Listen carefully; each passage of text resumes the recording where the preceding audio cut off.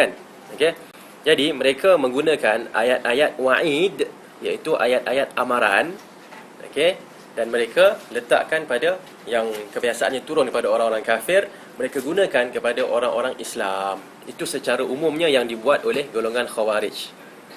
Okey.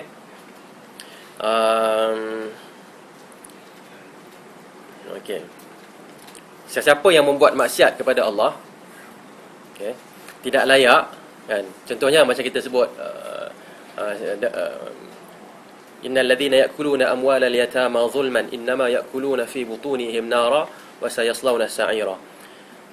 Orang yang memakan, sesungguhnya orang yang makan harta anak yatim zulman, secara zalim, sesungguhnya mereka makan, masukkan ke dalam perut mereka itu neraka, api neraka. Innama ya'kuluna fi butunihim nara, okey, mereka makan api neraka. Wa sayaslawna sa'ira, dan mereka akan masuk neraka sa'ir. Okey. Jadi menggunakan ayat itu yang merupakan dosa besar, kan? Ayat itu berkenaan dengan dosa besar. Jadi mereka mengambilnya pada zahirnya, tanpa melihat kepada ayat-ayat, bahkan hadis-hadis, ayat-ayat dan hadis-hadis yang meletakkan pengecualian. Okey, pengecualian. So itulah yang dibuat oleh golongan Khawarij. Ambil ayat-ayat ancaman, okey, dan terus gunakan pada orang Islam, okay, tanpa melihat kepada ayat-ayat yang mengecualikan. Okey, mengecualikan tadilah seperti sesungguhnya Allah tidak mengampunkan dosa syirik, tetapi mengampunkan dosa yang tak sampai ke tahap syirik. Itu pengecualian lah tu. Okey. Yang kedua, menasihati pemerintah. Ya. Boleh, insya-Allah.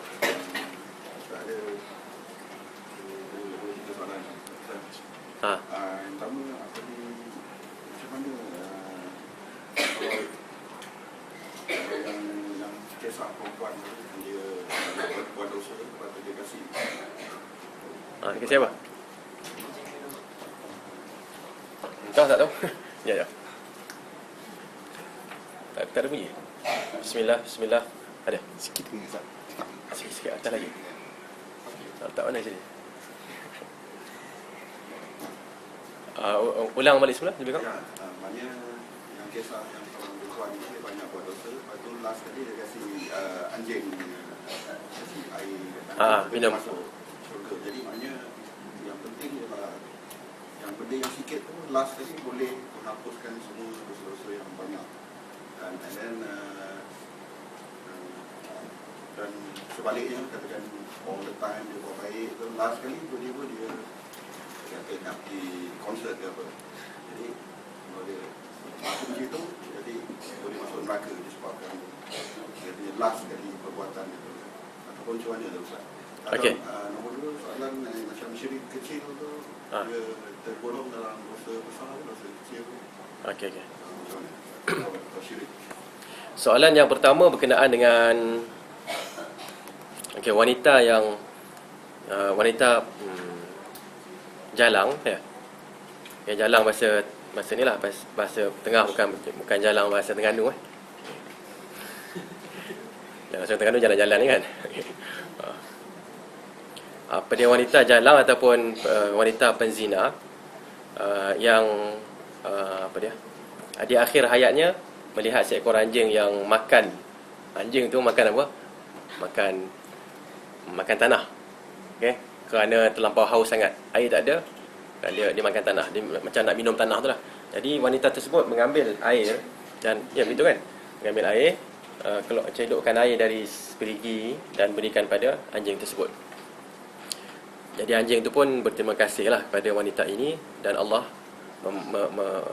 mensyukuri, ataupun Allah bukan mensyukuri, Allah membalas jasa wanita tersebut, memasukkannya ke dalam syurga.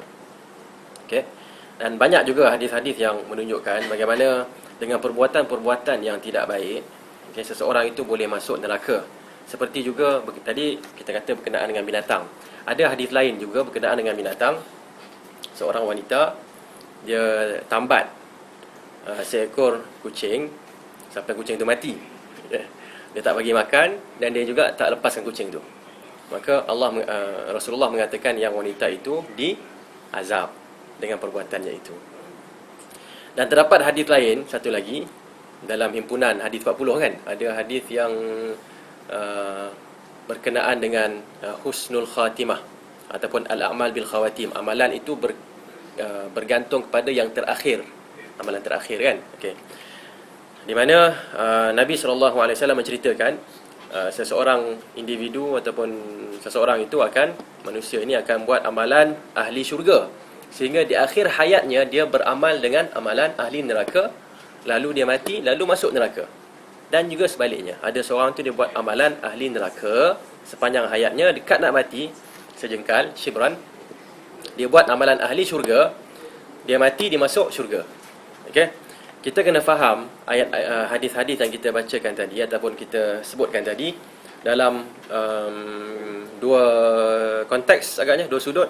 Sudut yang pertama berkaitan dengan dosa. Sudut yang kedua berkaitan dengan kufur dan iman. Okey. Pertama dosa pahala, yang kedua kufur iman. Boleh? Mudah ya tak? Jangan risau, okey. InsyaAllah lah mudah untuk saya lah kot agaknya. Kan? Tapi saya risau nak sampai kan tu tak mudah. Macam ni. Bagi minum air kepada anjing. Ini apa dia ni? Dosa ke pahala? Okey, dosa pahala. Okey. Wanita ni dia buat dia berzina. Zina tu kufur ke kan ataupun dosa? Dosa kan? Okey. Jadi sini adalah antara pahala dengan dosa. Betul tak? Antara pahala dengan dosa. Okey. Kemudian hadis yang sebut tentang masuk syurga, masuk neraka, orang yang buat tak tutup. Orang yang buat amalan, saya tak kisah takut orang yang saya dah rasa dah bising-bising ni. Apa dia? Orang yang buat amalan syurga, amalan neraka. Kan? Dia buat amalan ahli neraka. Tiba-tiba sebelum mati dia buat amalan ahli syurga. Mati masuk syurga. Ini tentang iman ke? Iman dan kufur ke ataupun dosa pahala?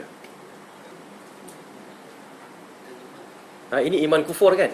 Maksudnya seorang yang kafir, orang yang kafir, sebelum mati dia beriman. Dia masuk mana? Masuk syurga. Orang yang beriman, sebelum mati dia kufur. Dia masuk mana?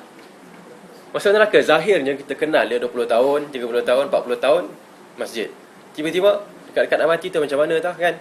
Okay, semoga Allah melindungi kita semua. Ada datang Kristian dakwah dia pun semua dia tak mampu nak jawab, dan dia pun dah agaknya silap dalam debat tu. Dia kata siapa kalah kena tukar agama. Dia kata okey boleh, dia yakin mula-mula kan. Tiba-tiba dia mungkin terlupa beberapa ayat ke apa ke, lalu menyebabkan dia masuk apa? Masuk agama Kristian. Sejak lepas tu dia mati.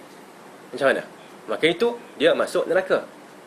Berbeza dengan tadi, dengan orang yang wanita yang memberi makan, memberi minum anjing, dia masuk syurga. Dia tu yang wanita yang beriman. Dia wanita yang beriman.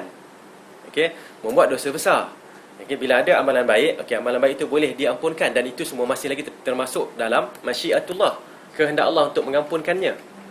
Okey, dan juga wanita yang tambat kucing sampai mati tu, okey, ada perbincangan lah kat situ kan. Masuk neraka tu adakah kekal ataupun tidak? Okay. Kalau kekal, kemungkinan kerana dia munafik ke apa, tapi zahirnya bukan begitu.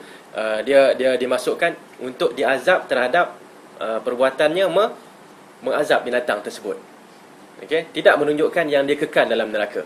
Tidak menunjukkan dia kekal dalam neraka. Okay. Jadi di sini kita kena bezakanlah dua perkara tu. Kalau amalan yang berkaitan dengan pahala dan dosa, Allah boleh ampunkan. Okey, dan kalau orang yang membuat dosa itu adalah orang yang beriman, maka kita melihat kepada prinsip ahli sunnah yang pertama, buat dosa besar, tak bertaubat pun masih lagi ada peluang untuk dimaafkan, ampunkan oleh Allah. Okey, walaupun ada risiko Allah mengazab terlebih dahulu. Okey? Boleh? Okey. Yang kedua, prinsip yang pertama dah jelas, selesai. Satu lagi apa dia? Syirik. Dia tiga kategori syirik, dosa kecil atau dosa besar. Syirik. Okey. Syirik ada dua. Syirik kufur kan, syirik kufur. Lagi apa? Nifaq. Fisq. Fasik kan? Fisq lagi apa? Zulm ataupun zalim. Okey, 5 benda ni ada 2 bahagian. Setiap satu tu ada 2 bahagian. Boleh? Ha? Boleh tak boleh? Tak boleh saya tulis ya. Kita ada syirik. Kita ada apa lagi tadi? Al-kufur. Kita ada al-fisq ataupun kefasikan. Kita ada an-nifaq dan al-zulm, kezaliman. Kan? Setiap satu ni dia ada 2 kategori kan. Kategori akbar dan kategori asghar. Kan, mana syirik akbar, syirik asghar, kufur akbar, kufur asghar. Okey, setiap satu tu ada begitu. Okey. Kalau syirik yang besar, syirik akbar, syirkul akbar ialah syirik yang berkaitan dengan sembah Allah bersama ghairullah, selain daripada Allah. Okey. Syirik yang kecil adalah ar-riya dan as-sum'ah.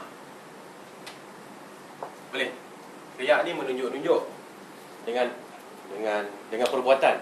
Sum'ah menunjuk-nunjuk dengan percakapan. Kita cakap supaya orang dengar cakap kita. Yang kita cakap sesuatu kat sini sampai kepada sesiapa yang mendengar tu pula sampai kepada orang lain. Kita nak yang tu, maka itu adalah sum'ah, nak memperdengarkan. Riya memperlihatkan. Okey. Kita habiskan dulu kot yang ni. Kufur ialah menolak. Tak tulis macam menolak ciri dia kot. Menolak agama Islam. Okey. Fasik ni artinya kufur besar adalah menolak agama Islam. Kufur kecil adalah kufur asghar, kufur kecil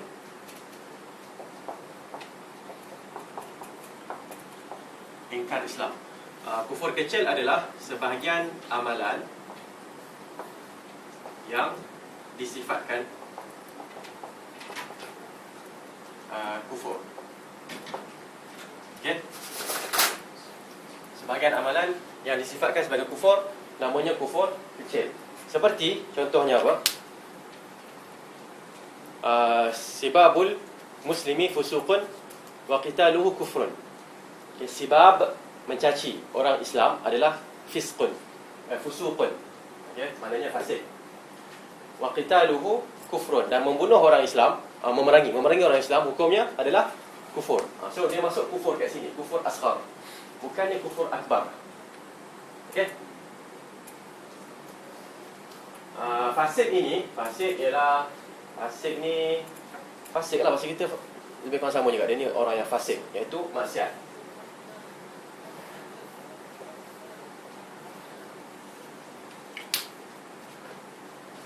Sini pula ni salah. Fasik yang kecil adalah maksiat. Okey, fasik yang besar adalah sama, tolak Islam, kufur. Innal munafiqina humul fasiqun, kan, orang munafik adalah orang yang fasik. Nifaq adalah zahir Islam, batin kufur. Okey. Nifaq kecil adalah 4 amalan. 4 amalan iaitu apa?